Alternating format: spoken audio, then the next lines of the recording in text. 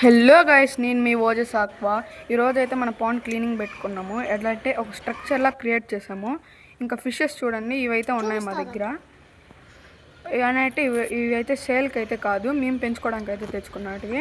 చూడండి, ఒక్కొక్కటిగా చూపిస్తాం. ఇవి ఒక త్రీ షార్క్స్, ఒక గోల్డ్, మిగతా 20 కాయ్ ఉన్నాయి మా దగ్గర.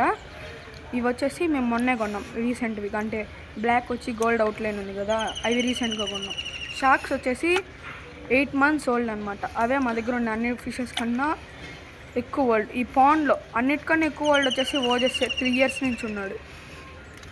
మళ్ళీ వైట్ ఉంది కదా, ఇదే అయితే నా ఫేవరెట్.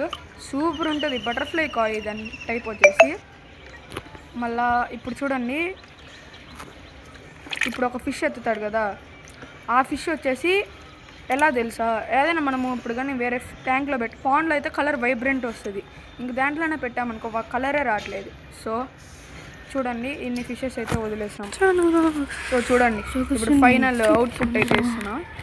ఇప్పుడు ఇక్కడ ఏదైనా మనము ఫోన్ అండర్ వాటర్లో పెట్టి చేద్దామంటే ఇక్కడ ఇలా ఉంది. సో దీనిలో అయితే పెట్టి చూపిస్తా. చూడండి మీరైతే చూడండి, గోల్డ్ వచ్చింది, దాని వెనకాలే అన్ని ఫిషెస్ వచ్చాయి.